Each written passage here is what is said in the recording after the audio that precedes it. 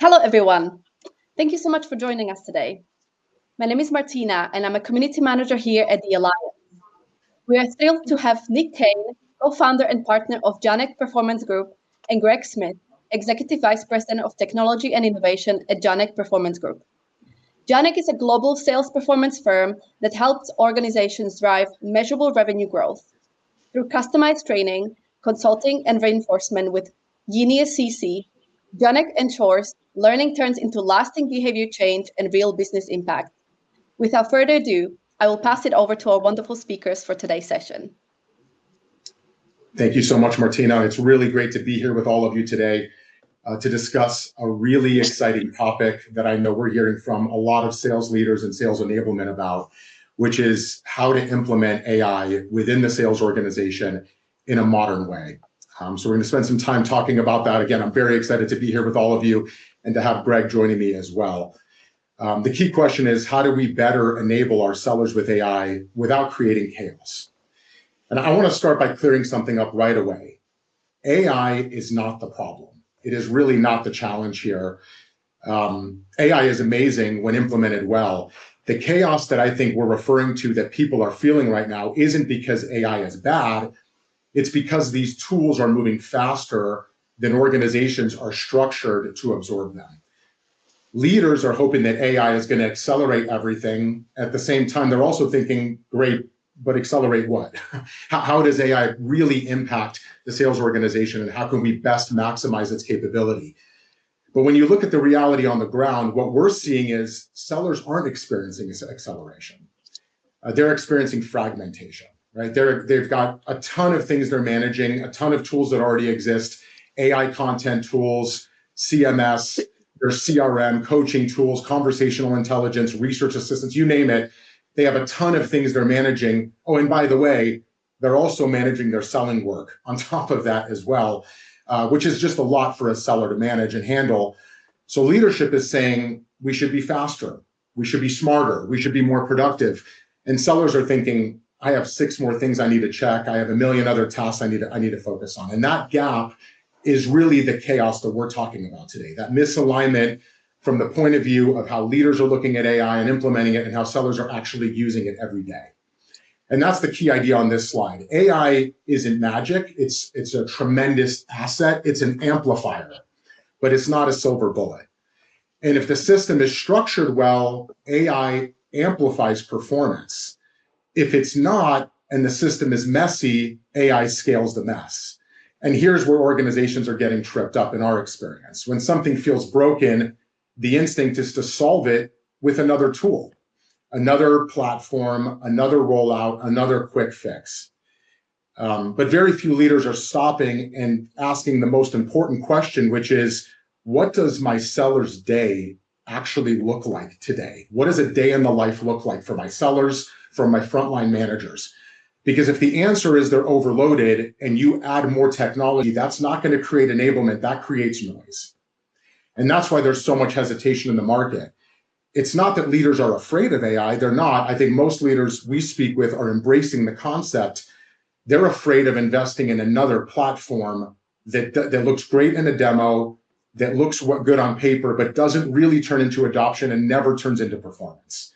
Most AI strategies aren't failing or implementations aren't failing today because the technology isn't powerful. That's not the case. It's that there isn't enough structure behind the execution and the implementation. And that execution gap is where ROI disappears. That's where it gets limited. The leaders that are winning with AI right now, in our experience, are looking at things distinctly different in one way. They're not looking at AI as another software or technology rollout. They're looking at AI as a behavior change initiative, as a need to change the makeup of how enablement is happening as a function within the sales organization. They're proving real value in workflows, and they're looking at it in real selling moments at the individual level. Once they figure that out, then they scale it, and they scale it well. And that's how you move from chaos to clarity, from experimentation to performance. So if AI is amplifying whatever system it's placed into, the real question then you have to think about is our enablement model built for this moment? Are we built as a modern engine, as a modern enablement engine within the organization to be able to take on this new modern approach? Or are we still working in an old capacity? And I think it starts with rethinking how we enable in the first place. So let's talk about that for a second, if we can, and why traditional enablement breaks down. For years, decades really, enablement has revolved around big moments, SKOs, quarterly launches, workshops, rollouts. And it's been mostly linear, as demonstrated on my slide here, mostly linear, right? You pre-assess, you deliver a training, you reinforce if you're following some best practices, you post-assess, and then you measure the results. And if we're honest, we hope through that process that some of those behaviors stick. But here's the issue. That model was built for a slower world. It's an archaic approach to enablement in today's marketplace because things are changing too quickly to be able to keep up at that pace. Buyers are changing faster, markets are changing and shifting faster, and competition is adapting faster. And now AI is accelerating everything on top of that. Most enablement, unfortunately, still runs on an event schedule like this. So you're trying to manage continuous change with episodic intervention. Just doesn't work. That's the mismatch. That's the misalignment, right? And the results are speaking for themselves. 58% of sellers are still missing quota, and up to 84% of information is forgotten within 90 days after following a training engagement. It's not because teams don't care. It's not because sellers aren't capable. It's because the operating model hasn't evolved. The enablement operating model has not modernized. In the old world, enablement delivers knowledge. In the new world, enablement has to shape behavior continuously. In the old world, trading was periodic, it was episodic. In today's world, development has to be ongoing and, most importantly, has to be personalized to the individual. In the old world, reinforcement was something you added at the end. In today's environment, reinforcement is the system. That's why so many organizations get stuck. You train your people, the content was delivered, you rolled out the tools, but then what happens? Adoption fades, people revert back to their old habits, and performance ultimately doesn't move. That's not a training failure, that's an operating model mismatch if you want to operate in a modern environment when it comes to enablement.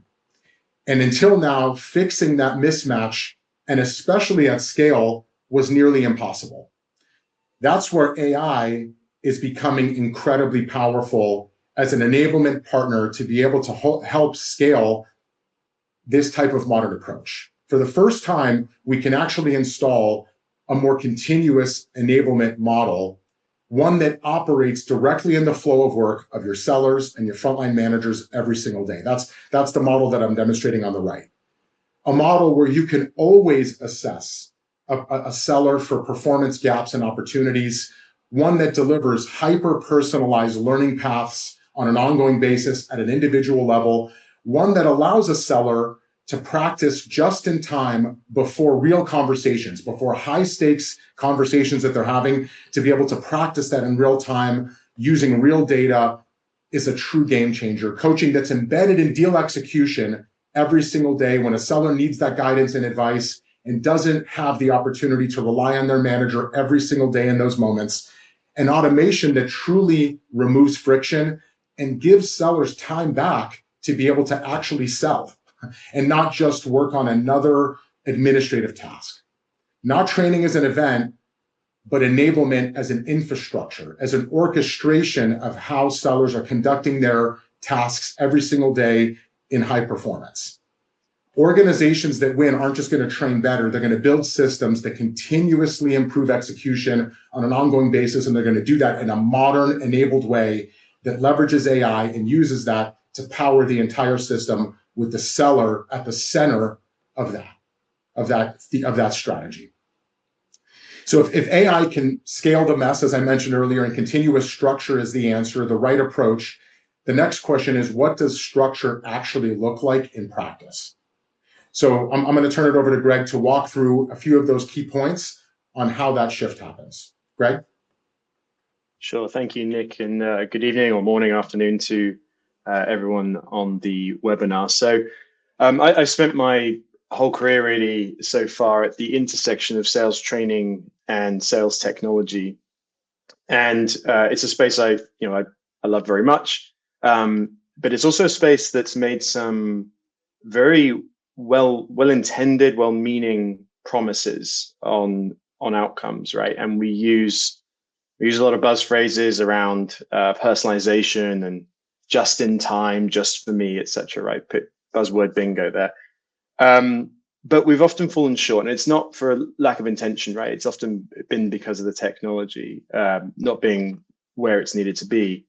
And we're at this point now where it finally is. So us techie nerds over here are gone crazy, right? And finally that's there. And it's not just AI, right? It's speech to text, and it's API connections, and how easy it is to hook up entire ecosystems of technology. So we're in this really interesting point where that's now doable. The weird thing and almost ironic thing is that it's kind of gone in reverse, where the AI stuff is actually easier, right? That's actually not the difficult thing, because it's so readily available and affordable. It's almost like the real strength in offerings when it comes to tech and etc. is actually what's built around it, right? It's the structure of platforms that we implement, the way they're managed, the governance around them, the content in them, the service, if we're bringing in outside partners to help run these systems. And so actually that's where the real strength is. And so what I wanted to run through today is actually kind of, as you're looking to implement AI, and I'm sure many have in many different respects, but if you're looking, a whole new kind of way of selling with AI baked in, whether this is sort of bringing it outsiders in or looking at platforms, just some things to think about, right? Some sort of questions to run through. Oh, sorry, I never moved the slide. There you go. So some questions to run through. And I think, like with anything, you need to start with, what's your goal here? Like, are we doing AI for the sake of AI? Do we have a coaching problem, right? Are we trying to scale managers so we can coach more efficiently? Is it doing motions in the sales process, right? Really target there. Otherwise, there's the risk of overwhelming yourself by buying something that's not necessarily needed. And so we're out there. We're looking at the market of vendors and possible solutions to implement. One of the questions is this like true AI, or is this just a wrapper on ChatGPT, right? Again, it's so easy these days. We've seen there's a whole raft of these startups that have come across over the last year or two, because it's very easy with vibe coding with these large language models to create these systems. And so just a wrapper on ChatGPT might not really be enough.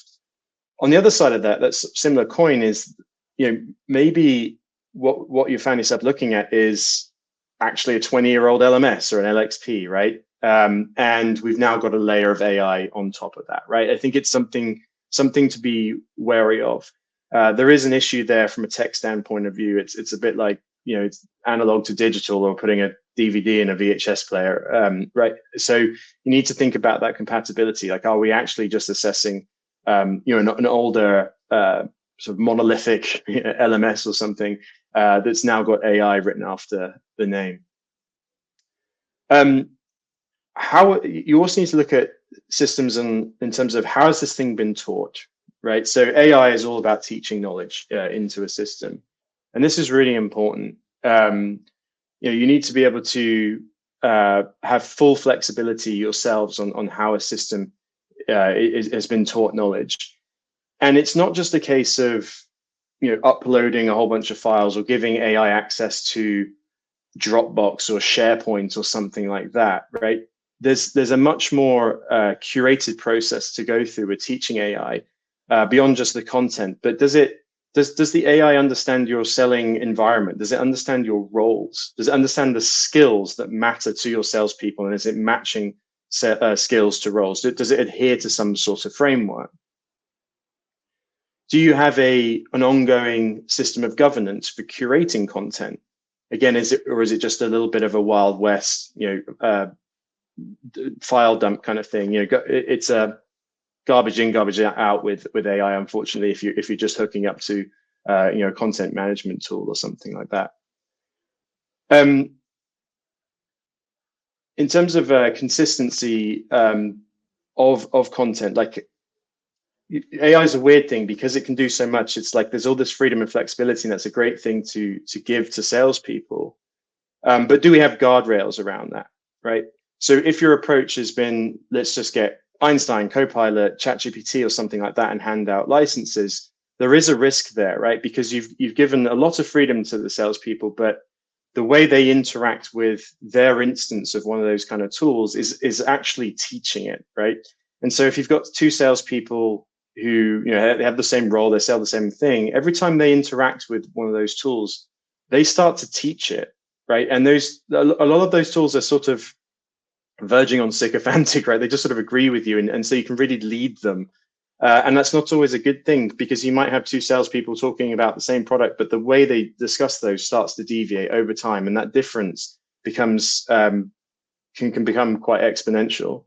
And there's a real problem there with consistency of how they're talking about your products and everything, but also how do you coach to that from a sales skill point of view if they're all doing completely different things and going off the reservation? So there's another question there: do you have actual visibility to how they're using the tool? Another important question is, how does this fit into workflow, right? Do you have AI systems? If you brought something in, is it hooked up to other elements that your salespeople are going through in their work day? Is it hooked up to your CRM? You might have a separate role play platform here, or content management, right? So the interconnectivity between these things is super important, and it needs to fit into workflow. We don't want to be giving people other places to go, other logins, etc. It really needs to be baked into their way of working. Super important is the service side, right? So again, if you've gone outside, you're bringing in a platform. A lot of these tools they're quite cumbersome, right? There's a lot to do. You have to set them up, and there's a maintenance side of these things and driving adoption, etc. What service is provided, right? So if you're going to a tech company, you've brought in some new tech, you've probably seen a demo of it where it's been all singing and dancing, right? It's been set up for that demo, but who's alongside you in this journey to get that thing up and running and performing the way you've seen in a demo? The service side of this is super important. And lots of tech companies, if it's tech only, the license, moving licenses is the name of the game for them, right? Less so the service bit. So I would always recommend, obviously it's the world I come from, but going from looking to partners that can actually lead with the service, and where technology is really just the carrier of the service. And the other part to that is the content side, right? So where's the content coming from if it's come from outside, right? I'm not talking necessarily about like your product and industry and the things that you want to teach into a system, but is it sales methodology aware, for example, or is it just a role play platform that's been taught Medic? Because that's a lot, a lot of that open source stuff is very easy to get your hands on. Or has this thing really been taught, world-class methodology, founded in research, and is it baked into the tool? That kind of sort of trifecta of content and the training that goes with it, the service element, and then the platform itself, that the three of those really work together, or should work together in tandem. There's always a risk when you're looking at just one of those independently. And the final one, it's not quite as interesting, but it's almost more important. Is it secure, right? AI, a lot of people are, InfoSec people right now are really nervous. In some good reasons, a lot not so much. But if you're looking at tech, do they have SOC 2? Do they have MFA in place, data controls, geolocation, etc.? These things all really matter. So just a final thing to be thinking about there. So yeah, Nick, I'll pass back to you for the next one. Thanks, Greg. Thanks, appreciate that. Yeah, so Greg shared some best practices there. I want to build on that and talk about what organizations should be considering before they start implementing. There's certainly an element in evaluating different options, and when you're thinking about your strategy, what that might look like. But I think it's really important before you can fix the chaos that I mentioned earlier. You really need to take some time to diagnose it. I think that's the first critical step, and where a lot of organizations tend to rush ahead. So I think before you start to make decisions, you really need to understand the current state. No different than any other. I mentioned this earlier. It should be looked at as a behavior change initiative, not another software rollout. Most organizations tend to measure what's visible, right? So the logins, the clicks, the views, training attendance, those are activity metrics. They're leading indicators. They're valuable, but they're not necessarily telling you if it's making anybody better, right, within the organization. I think the real impact lives below the waterline, as demonstrated here. So whatever you're implementing, you have to make sure that you're measuring what you expect to improve. So are win rates improving? Is velocity increasing? Are behaviors actually changing? Here's something I've learned over the years. Sellers don't resist tools.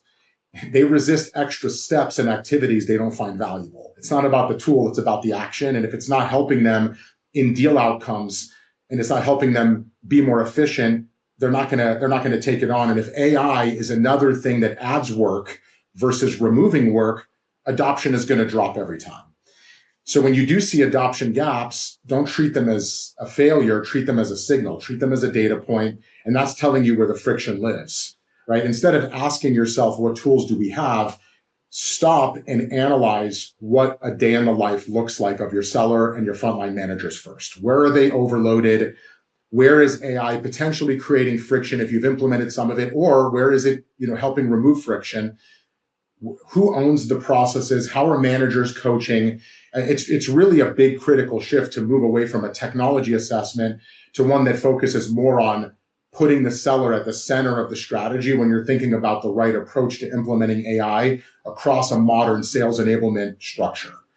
That is the critical shift, right? AI is not, like I said, it's not a technology rollout. It is a behavior change initiative.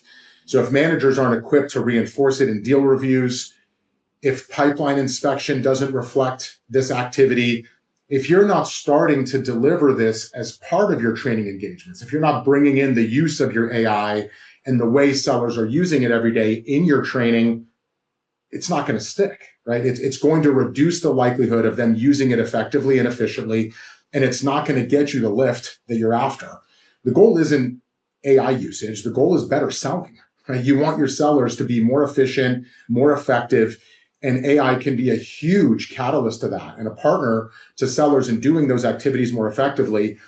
But you have to understand, and you have to where the seller is, and you have to put them at the center of this decision and your strategy overall. Diagnosis helps create clarity, and ultimately that clarity creates focus, and focus is what makes change stick, right? So as a best practice, I would strongly recommend take some time to analyze where you are, what the seller truly needs, how you can affect that day in and day out in real deals, right? And then start to build your strategy around what you need ultimately, and not just look at the technology's capabilities, but look at how AI can empower sellers in an orchestrated way, leveraging content, leveraging the technology, leveraging AI to be able to drive better performance across the sales ecosystem. And once you diagnose where friction lives, then you can start to think about how can we move AI from something people experiment with to something they rely on, especially in the moments that decide revenue, right? That's a critical component. How can we make that shift, get them to use it every day? Some of that starts with early wins, leveraging AI to think about how sellers are using that every day. Let's talk about making that shift a little more. Greg, I know you had some stuff that you wanted to cover on that. Yeah, absolutely. Yeah. So thanks for that, Nick. So I went through some sort of sanity check kind of questions to be asking yourself when you're looking at thanks, Nick. At possible solutions and approaches to how you're going to bring AI into a business. But almost more importantly is once you've got something, right, is the actual implementation and adoption of this. As enablers, you will have likely been part of a decision to buy something in or whatever the initiative is. And there's a lot of risk there, right? You kind of expose yourself when you're out there and you've vouched for something. And as I mentioned earlier, you might have seen it in this perfect state where it's got data in it. It can sing because it's been set up to. You open up a brand new platform, for example, on day one, it's going to be quite bare, right? And so just the tech on its own like that is not a silver bullet, right? And it's weird. I'm the EVP of tech, right? I'm supposed to be all techie, but like on its own, you don't just plug tech in and suddenly start selling more. And so adoption of these things is really critical. And when I'm working with a client, the mission I put out there for the first stage of this is all about that time to first value for an individual salesperson, right? We're not talking about your head of sales anymore, VP of whatever. This is about the person on the front line and them getting some benefit from AI, from whatever an initiative, the tech and the training, etc. Instantly, first login, right? Let's give them some value. And in a big bulky system or just something that's that's AI driven that you can do an awful lot of things with, that's a lot, right? You can't possibly throw the whole thing at someone. And so, I get really excited about the things that we can do with AI, but you really have to temper that. And so what we try to do is really narrow down a specific use case, right? Like boil it down to one little thing that we can win on. And what I try to do is make sure that maps a larger strategy. So like a lot of clients that we talk to will have they adhere to something like 70-20-10, right? A learning in the flow of work kind of framework. And that's great. And that's a sort of strategic macro level thing. But what I'll try and do is bring that down to the micro, right? To the day-to-day motions of the salesperson. We train people. We come from that sort of learning side, but in 2026, to sell is to do, right? They're not really different.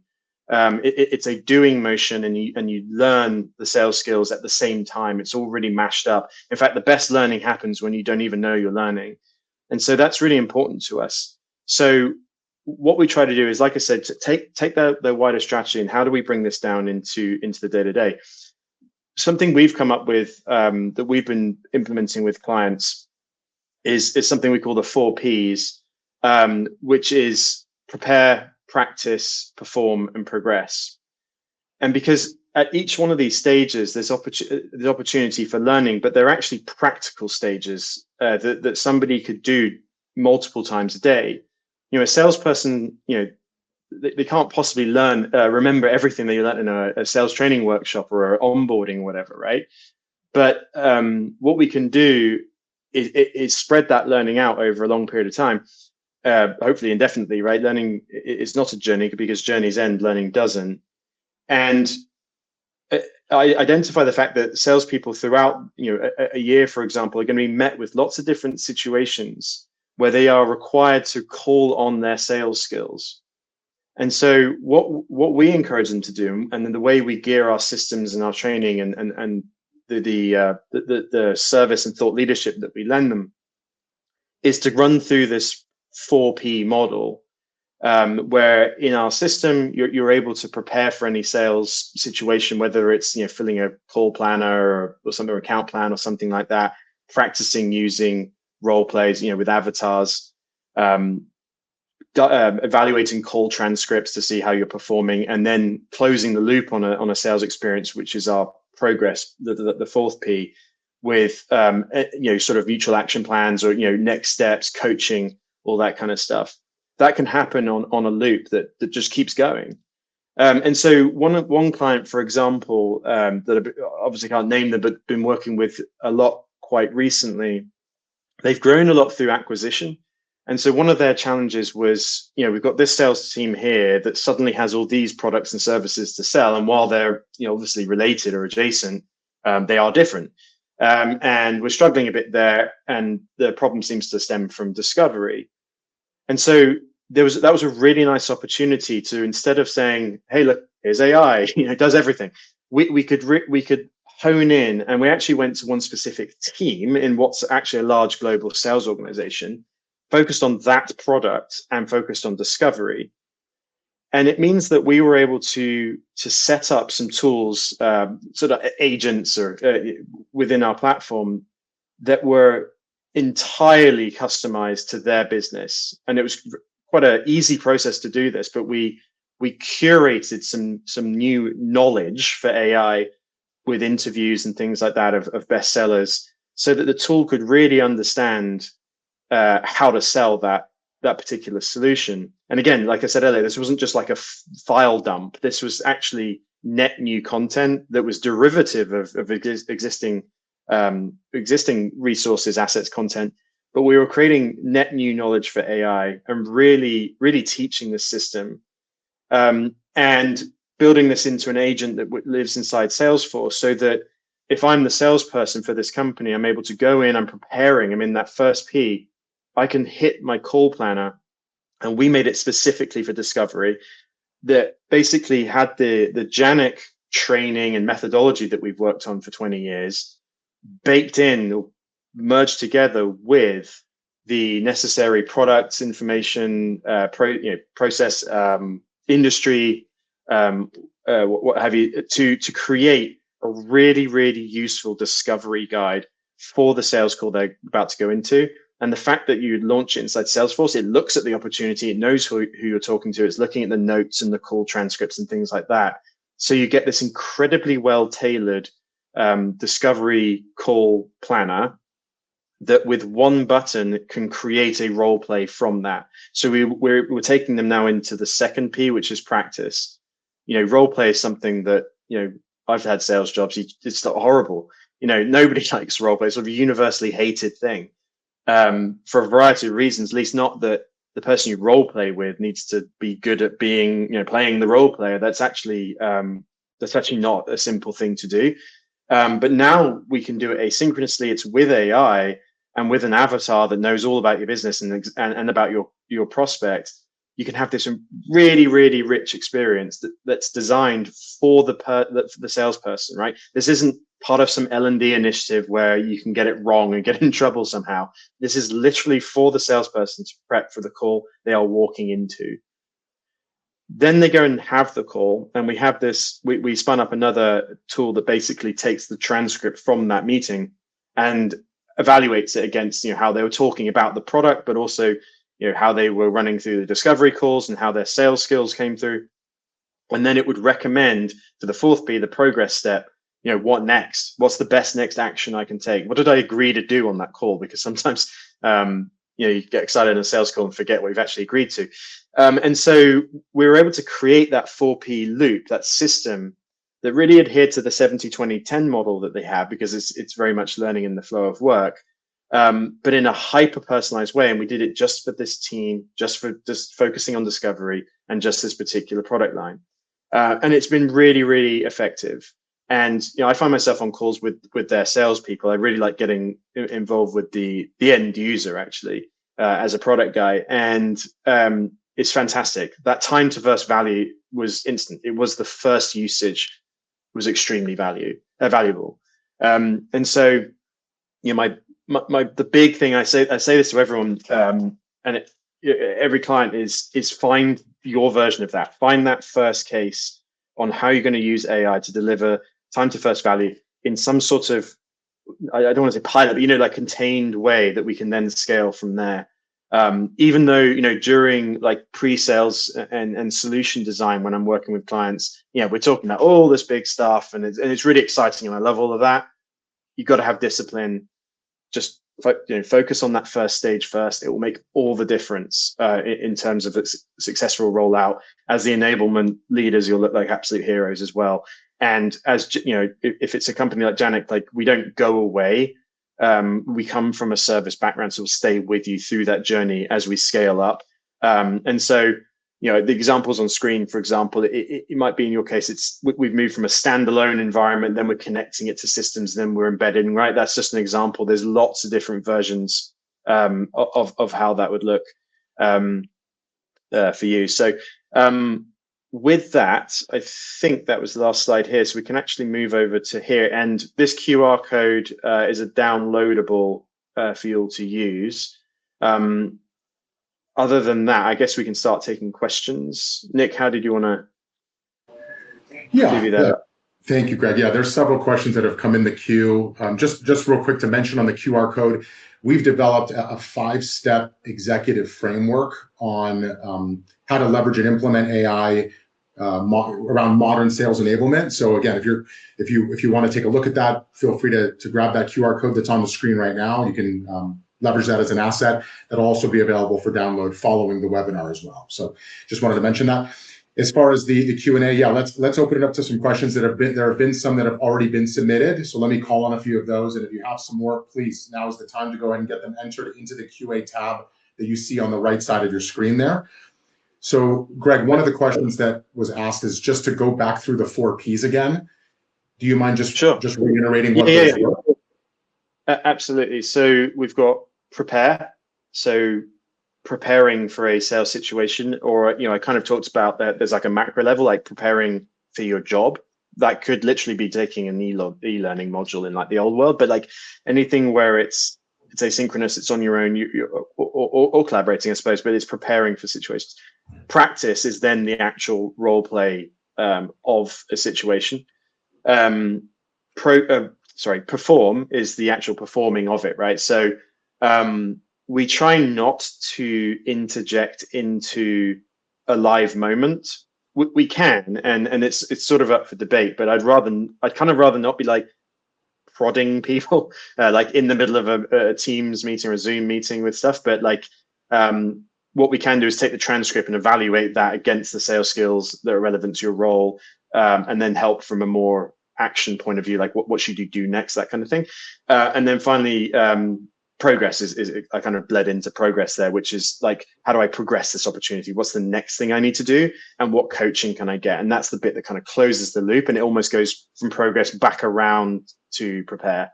And I think it's Vivi made a comment about using Udly. There's some really excellent role play platforms out there. Like I said, it's almost easy now. It's bonkers that suddenly that's an easier thing to build. And I would never, Udly's brilliant, but the thing I kind of cautioned earlier is like, does that fit in? Where does that fit in? Is that a point solution? Because you could end up with a lot of those. And I think if you're going to role play, it's really important that the tool knows about the way you sell and the things you sell, right? Some of these role play tools are meant for like rapid, like they're almost for SDR type selling, just cursory bit of knowledge. It might know bands or spin or medic or something like that, but does it really know your way of selling? So role play tools on their own, while great, I think you're far better off if it's part of a wider sales performance improvement ecosystem that knows the methodology, knows the way you should sell, has the ability to go through those 4 Ps like I was just mentioning, versus just one being practice. So just to tie those 2 questions together. Yeah, there's another question. Thank you, Greg. There's another question that Sylvia was asking. What did you use to create the agent that lived in Salesforce? What tech platform? We use our own. So our tech platform, and again, I didn't want to be kind of going on about that too much, but this logo here, Genius, we can spin up all sorts of tools, and they can be agentic, just depending on the needs. And the background for our for these tools, for these agents, is the Janik IP, right? So most sales training companies and other disciplines too have this concept of tools. And in the sales world, that could be things like account planners, action plans, negotiation worksheets, call planners. And when I started out, these were PDFs, right? Editable PDFs and things like that, or even just a printout that you'd use in a workshop. And they're really, really great. And you use them in the workshop and you have an aha moment. What we wanted to do was bring those to life as an AI-powered coaching experience. So we've built all of those out, and those work great out of the box. But it's so easy for us to now, and we're getting really good at this, to essentially customize them. So the client I mentioned, I kind of just started from scratch to build one for them. It's not that hard to do, but they can get very sophisticated once we're hooked up to different systems, and they become agentic. They can start running off and doing tasks for us. But this is all built. It's almost like a low-code component within Genius, which is our own AI sales coach. I hope that answers your question. Yeah, there was another question that came in from Elizabeth. How are you implementing a cycle of continuous just-in-time learning and enablement? So I can try to speak to that one if I couldn't. Greg, please feel free to interject. That's a great question. I would reinforce the model that I shared earlier, that circular model that talked about that continuous enablement model versus something that is more event-based or periodic, episodic, let's say. I think this sort of orchestration layer that Greg has spoke about briefly, our answer to that is Genius. That's our platform that we offer in the marketplace, but that enables that sort of continuous enablement flow and just-in-time learning because it offers all of the content in one central place, one repository, if you will. It's hooked up to all of your tech stack. It's learning from that tech stack. And then it's offering an opportunity based on gathering that knowledge, based on assessment, based on other things that the system offers to be able to continuously enable those functions, right? Those activities and tasks that are all geared towards developing sellers and frontline managers consistently. And also helping them with real-time guidance around real deals, around deal execution. So it's always assessing a seller's capabilities, leveraging that data, leveraging call transcripts, there's a variety of signals that are providing information to the platform to help identify coaching and development opportunities. That enables highly personalized learning tracks, that enables consistent coaching and guidance. And Greg shared sort of a micro example of how that shows up in workflow through that 4P model.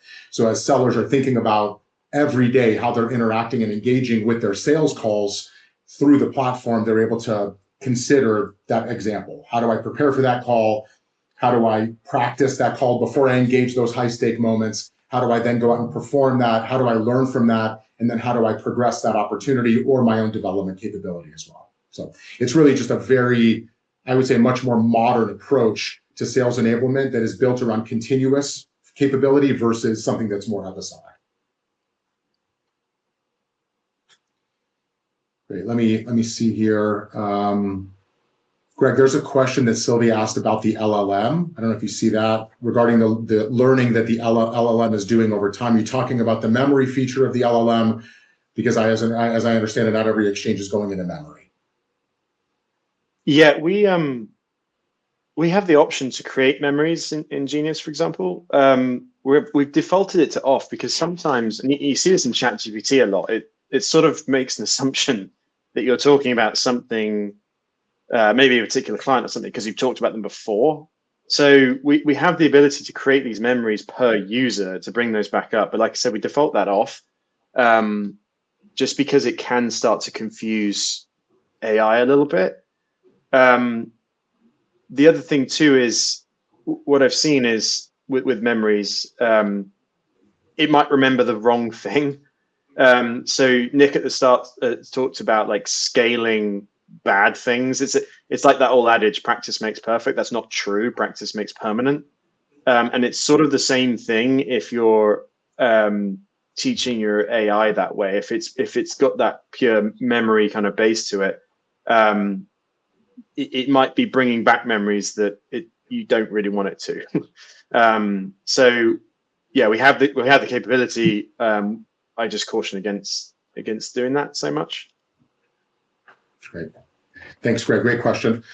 Here's an interesting question. Do new salespeople benefit from AI tools more so than experienced teams? I wouldn't necessarily say yes to that. I think all sellers benefit from AI tools if they understand the use case and they understand how it applies. If anything, I think experienced sellers tend to be a bit more habitual by nature, right? Because they fall into patterns and habits. And Greg kind of just alluded to this. You're doing things in a similar way. So I think AI kind of, if you're open to it and you're open to that guidance and you're open to the use cases to really embrace that, no different than are you open to coaching, right? I think even those that are most experienced tend to really see a lot of value from the guidance and the tools that are being offered. But they're certainly especially important for those that are newer to a sales role. They need that guidance consistently. They need that coaching consistently. So if AI can be that partner, that companion, when their managers aren't available or not able to get to them as quickly, certainly there's a huge benefit of that as well. So to me, I think there's a huge benefit across the entire sales organization.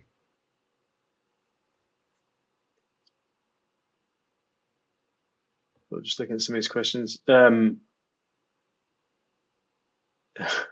an old friend on here, Joseph. Your question about bringing back wrong memories, is this a joke?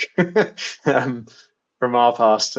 Ping me separately there. No, not at all. Okay. Well, I mean, I need to know more specifically about what the question is about the memory bit, but so if you want to put that in there. But Michael, how can a CRO in conjunction with frontline managers to train AI and evaluate learn and performance in calls? Yeah, I mean, without, I'm not going to bring up the platform, but basically it depends what, right? So we teach the system the sales skills, right, in a centralized way that we can manage and that we can all adhere to, like a skill framework, if you will.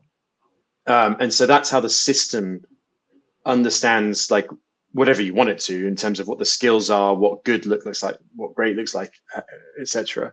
And then there's a mix of your content, right? The products you sell, or the information relevant to your job. And so that's done sort of centrally. Your admins would do that. So I think it's probably unlikely that a CRO is going to be an admin in one of these platforms. Managers certainly can be, but like, yeah, that's just up to your staff to work with us to make sure the system is taught everything it needs to know in order to scale your FLMs. If that makes, hopefully that makes sense. Yeah, and I think that's a big, for us, I can say that's a big part of our initial engagements and rollout as we are implementing Genius within an organization. Just as an example, we spend a fair amount of time on seeking to get the information we need to be able to teach the platform the right information and the right content. Part of that is what good sales looks like, what good selling looks like across the sales, or across the sales process, let's say. Part of that is product, part of it might be compliance.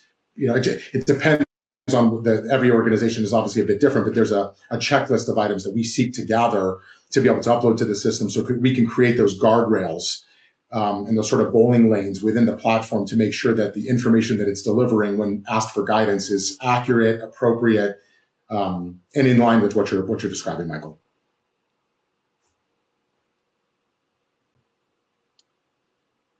Do certain industries benefit more from AI sales tools than others? We're in manufacturing.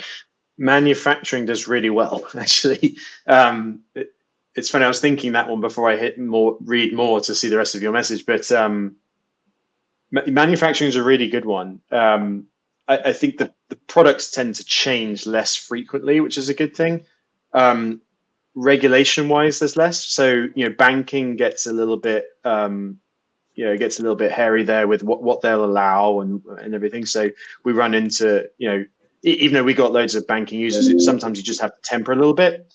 Then there's I found med device and pharma very good candidates for it, especially for practicing conversations like with a doctor, for example, right? So it's a really unique type of buyer or influencer. The problem with those, or the opportunity really, is the HIPAA compliance of that, right? So they don't want people practicing conversations that would actually get them into trouble in the real world. So they can definitely benefit. You just have to teach the system. You just got to make sure the system is aware of what the salesperson should definitely not be saying legally or not. But manufacturing is very strong. I think software sales, like SaaS, is really good. Some of the clients we deal with, it's kind of high volume, like lots of discovery calls, for example. Actually, the same one I was referencing earlier is a really good candidate for it, because it's just quite high volume. That you can start to build the muscle memory, and that's where the 4P model really shines. So hopefully that helps. Manufacturing, the other thing too is product information. And we actually, one of our manufacturing clients, we built a tool for them that basically helps with product knowledge. There was so much for their salespeople to remember. But the other thing is the salespeople came from kind of technical backgrounds. So they needed to remember all the products that were available to them to match to what the client needed. But they also needed help just with sounding, the actual sales skills, because they've come from, they might have an engineering degree or something, right? So they actually needed help with just fundamental ways of having a sales conversation. So I find manufacturing cases good fun, actually. I think it's a really good case. Yeah, we work across virtually all industries, and we've implemented, obviously our learning solutions and our professional services for 20 years across every industry you can imagine. But even implementation of Genius, dozens and dozens of clients, very strong results across numerous industries. To Greg's point, though, some even tend to lend themselves even a bit better based on extensive product knowledge, highly technical sales. But we've implemented it in high compliance environments, banking, financial services, certain CPG clients that have certain regulatory requirements. We do a lot of work in that space as well. So it really does run the gamut. Greg, there was a question. I don't know if you want to tackle this one, but sort of a comparison of Genius versus Hyperbound, which is more encompassing of varied environments. Hyperbounds are very different. I wouldn't. We have role play built into ours, but Hyperbound is just role play, and it's geared towards SDRs to make it's like really good if you just like rapid fire practice. If you're having, if you're beyond, we haven't really done our role play for SDRs. You certainly can, but if it's much more of a consultative seller, full cycle, you just wouldn't be able to do that in Hyperbound. That's not really what it's for. It's for it's literally for outbound sales, SDRs. And I know their CEO pretty well. Like, he told me that it's like, this is a tool for SDRs. That's it. So they're not really. It's not really to be compared, except there's a little overlap with the role play piece. They also don't do video streaming avatars. That's part of our solution as well. Yeah, and I would add just Genius. There's a lot more broader capability. To Greg's point, Hyperbound is very good at what it does for that use case. One of the functions in Genius is role play, both audio and video based role play with avatars is available. But there's so much more that the system offers, connecting to all of your platforms in your ecosystem, in the flow of work, and it's one slice of activity that it offers sellers to be able to get prepared for high stakes interactions. Someone asked if you can get a copy of the webinar sent. Absolutely, yes. I think that'll be available for download following this webinar as well.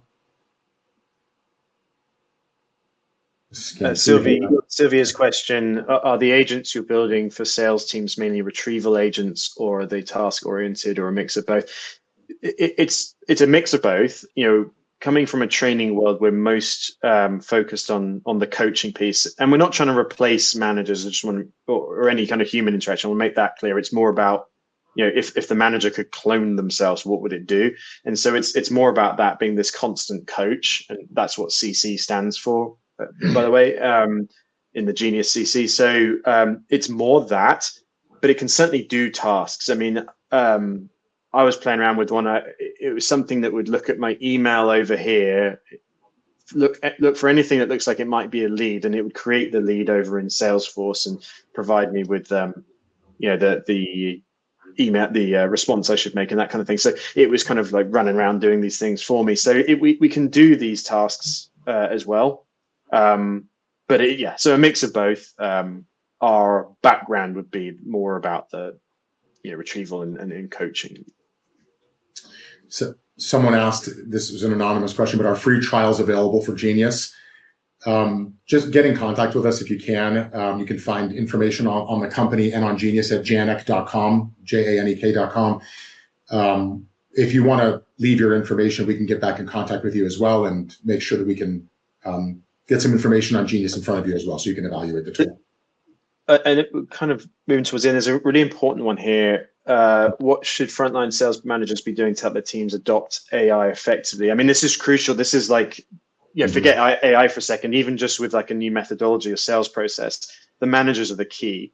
And this is what I'm saying. Like, if you just buy some AI product off the shelf, it's really tough. But like when we go into an engagement, we'll work with the managers often first because they're so important. This really starts with them. So often train the managers and do that component first before introducing any technology, because these things need to work together. But almost more crucially, like the 4P model is for managers as well, right? So we have all the tools and everything that they need. So the more they use something, the more likely they are to drive the adoption of their team. So the P's are about preparing, practice, perform, and progress. Managers can go through the same thing. We have a whole course and methodology about coaching, and we have the corresponding tools inside Genius and therefore inside CRM if you need it, where you can prepare for a coaching call, right? You can get it all mapped out, like how am I going to run this call? It might be an awkward one coming up, right? So you can get that thing prepared, and then you could take that plan. Literally, one button creates a role play from that. So I'm going to practice the call with that person, and then you have the call. And if maybe you don't want to record sales, coaching calls, maybe you do. But if you have the transcript, we have another tool that takes that and can provide you the feedback, a coach kind of feedback. So George's question is really, really important. A lot of this stuff does start with managers, and so we can run them through the same sort of learning in the flow kind of 4P type model as well. Hey, Greg, there was one more really good question that came in earlier that I'm just seeing now. Jack asked this. It says, how are you seeing organizations operationalize AI to objectively assess seller competencies across the sales cycle? And what data signals are proving most predictive for performance? Yeah, that's huge. Can we extend the webinar? I'm just kidding. So what we can do is, we have a Janix sales skill framework that we've built into our tool, and you can add as many frameworks as you like. You might have your own that's more about products or sort of soft skills or business acumen, something like that, right? We can build these frameworks which provides, which basically teaches the tool how to interpret any evidence of the skills that make up that framework. So what I mean there is, you could be running through the 4P model, right? So you could be using tools to prepare. You could have a bunch of transcripts from different role plays that you've done, transcripts from real calls you've done, chats you've had with Genius that represent the progress stage, like after a sales interaction, right? So what we're doing is we've got this sort of funnel shaped thing, which is taking all the evidence of how you do the job, how you're doing Genius, right? Using tools, preparing for calls, practicing them, and it's going to bring them in, and we use a natural language layer, which is dictated by the framework, to basically interpret all of that and provide you feedback on all of those skill points, right? So, and it's going to consider things like the lack of evidence or the atrophy of skills over time and things like that, all because we've told it to. So I'm so excited about that bit, because it's giving you feedback, not assessments, for example. Back in the day, it would be like, oh, here's 200 questions for you to answer, and then we're going to give you some feedback that's just a bunch of text that's kind of canned, and then we're going to train everyone in the same way. This allows for a totally different way of doing assessment. It's looking at how you actually function in the job. It's not just theoretical. It's looking at the way you practice, perform, prepare, etc. Really excited about it. Long conversation there. I mean, there is a consideration of traditional assessments and questions that are asked that are built into the platform as well, that are used to assess competencies. But to Greg's point, we love the practicality of real world application to assess competencies beyond just a point in time assessment. Great, thanks everyone for those questions. I'm gonna bring, I know we're coming up on time. I'm gonna bring Martina back on to wrap things up. Thank you so much, Greg and Nick, for such a great and insightful presentation and such an engaged audience in the chat. The chat and questions were amazing. And yeah, have a great rest of your day today.